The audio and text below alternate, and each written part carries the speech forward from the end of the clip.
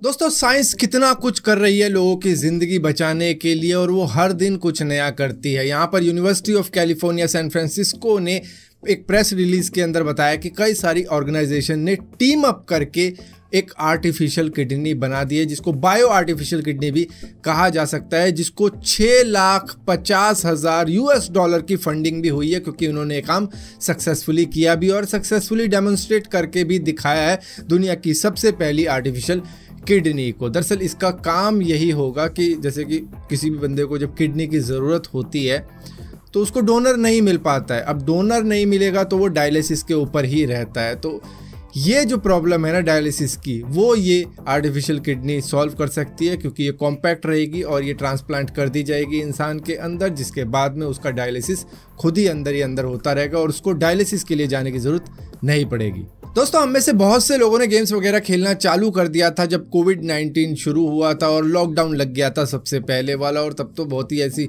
Situation थी कि हम जैसे कि किसी दूसरी दुनिया में फंसे हुए हैं कि बाहर निकल नहीं सकते और घर में ही रहना, तो इस तरीके की चीज़ें हो रखी थी। उस वक्त में गेम्स का चस्का लोगों को चढ़ गया था और उसी बीच में हमें खबर भी मिली थी कि भैया अमेज़न भी अपनी एक गेम तैयार कर रहा है जिसका नाम है न्यू वर्ल्ड। तो फाइनली अब ये गेम आ चुकी है और इसकी काफ़ी ज़्यादा हाइप है, क्योंकि ये अमेज़न ने बनाई है और अमेज़न हाइप क्रिएट करने में मास्टर है। लेकिन अगर आप इस गेम को देखोगे तो शायद आपको पसंद आए, शायद ना आए, लेकिन हाइप जिस तरीके की है लोग उसी हाइप में बहे जा रहे हैं। लेकिन हालांकि इतनी अच्छी गेम लगी नहीं देखने में। और यहाँ पर दोस्तों, अगर लॉकडाउन की बात कर रहे हैं तो लॉकडाउन के अंदर सिर्फ हम ही लॉक नहीं थे, दरअसल एयरलाइंस के प्लेन भी लॉक हुए पड़े थे, क्योंकि वो खाली उड़ेंगे किसके लिए? जब दुनिया ही घर में बैठी हुई है तो वो खाली उड़ के क्या करेंगे? इक्का दुक्का प्लेन उड़ रहे थे और उन्हीं से एक कंट्री से दूसरी कंट्री बंदे ले आए जा रहे थे, क्योंकि जो बंदा किसी और कंट्री में रहता है और वो किसी और कंट्री में गया हुआ है तो उसको वहाँ से एयरलिफ्ट करने के लिए फ़्लाइटें चल रही थी, तो उनके लिए तो ठीक था।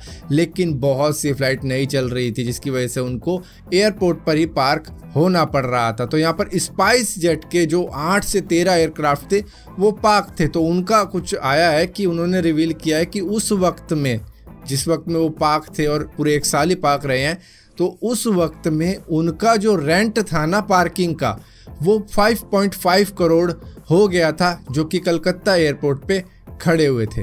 दोस्तों, होम सिकनेस के बारे में आपको पता है, ये उन लोगों को होती है जो कि घर से दूर रहते हैं।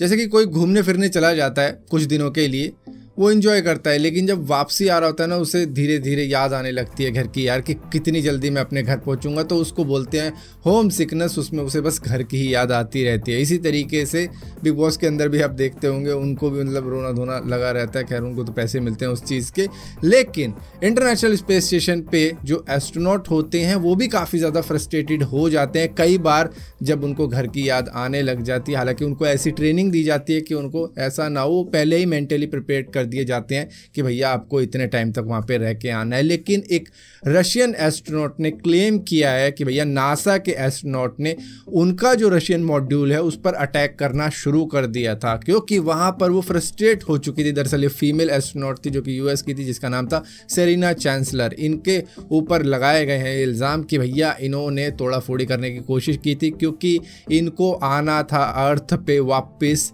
जल्द से जल्द, क्योंकि इनसे नहीं रहा जा रहा था वहाँ पे, और ये बस चाहती थी कि किसी तरीके से बस धरती पर वापस आ जाए, क्योंकि एक छोटी सी जगह पर कितने टाइम तक कोई रुक सकता है। हालांकि इनको ट्रेनिंग दी जाती है, फिर से रिपीट कर रहा हूँ, लेकिन इनका थोड़ा सा खिसक गया था ऊपर से कि भैया बस मुझे घर जाना है, मेरे बस की और नहीं है। लेकिन जितना टाइम पीरियड दिया जाता है उतना तो करना ही पड़ेगा, लेकिन ये चाहती थी जल्दी आ जाए।